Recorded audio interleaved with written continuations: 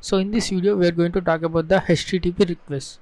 So in order to request any resource from the web server, we need to follow some certain format for requesting resource. Otherwise your resource will not be given by the web server. So there are many types of requests. So first one is get request. So get request is used to get a resource from the web server, and the post request is used to post some details to the web server, like form posts, like you can see sign up forms and username, like all the details you will enter into the form, and when you click on sign up or some other submit button, then these details will be sent to the web server. And put request is used to upload the files, like putting the files on the web server. If you have the access to upload any files, you can use this put command. And the delete option, if you have the access to delete any file on that web server, you can use the delete request.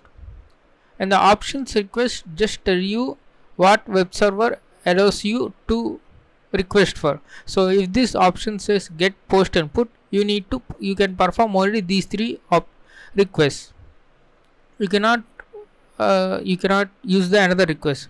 So that's what this options request is for. It will request all the request types the web server allowed. And there is another request called head request. Head is same like get, but it does not get the content of the web resource. So in get we actually get the resource we want, but in head it will just check the connectivity whether the resource is available or not. So let's take a look at this example. First one is this is whole is a one get request, and this is the format of the get request. You can see first one is the get. So I want to get something, and that is /test.html. so I want to get a test.html from the web server, and what I want to do is I want to specify the protocol I am using. So I want to use the HTTP 1.1. so 1.1 is like newer version, and 1.0 is a older version. The difference between these two is, and HTTP 1.1 keeps the connection alive after you requesting a web resource. So in HTTP 1.0, after you request a HTML or any file, after server sending the response, then the connection will be closed. So you need to again initiate the connection, and then you need to ask any other files. So that's a disadvantage that will increase the load from the clients. That's why we specify HTTP 1.1. so within one connection you can exchange as many files as you want. So that is the first line. First line is the request line. So you need to specify the request type, and you need to specify the resource you want, and you need to specify the protocol you need to use.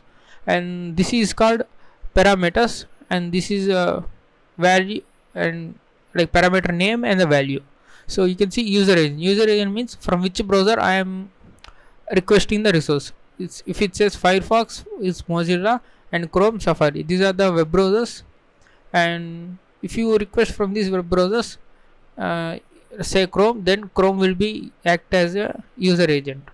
And the host is actual web server you are requesting the test.html. so in our case, let's say google.com.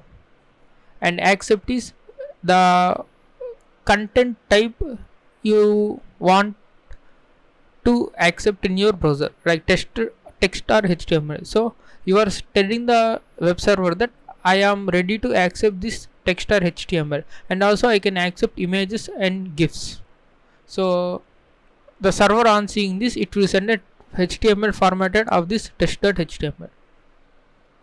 And accept language. So I want to get this test.html in the English language. You can see ENUS stands for United States English. So I want the test.html to be in English language. I mean the content of the test.html should be in English. You can also mention any other format if that format is available, or you can just Google translate it.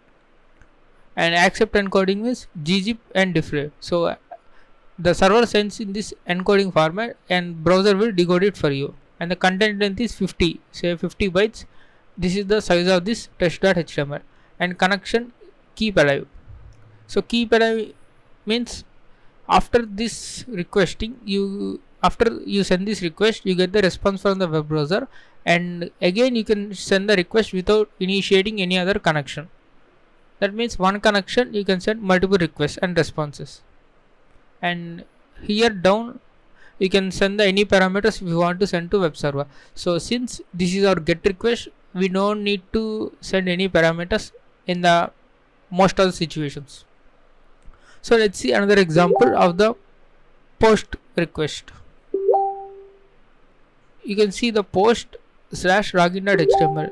So what I'm going to do is I am posting some data to this login.html for the web server side, and the protocol I'm using is HTTP 1.1. So all these parameter names and values are same: user agent, host, accept, text.html, and accept I want language as English, and gzip, content, and connection. So up to here it is same, and then you can see there is a line called this is the actual data you are sending, and username is equals to Nikhil and password is equal to Nikhil. So this data will be sent into this login.html of the web server side. So web server side, on seeing this post request, it will take these parameters and pass it to the login.html. So in this login.html we will have some server side like PHP programming language. Then this username and password will be checked in database, and then the response will either the login successful or failed will be sent to the client. So once again we are just changing the get to post some data to the web server. So you can send the data as the variable name and the value, and separated by ampersand, and the name is name and value. Username is equal to Nikhil and password is equal to Nikhil. So in this way, if you do not have browser, you can also send via some command line tools. So we will see those tools in the later videos. So that's all about this HTTP request. I hope you have understood this one.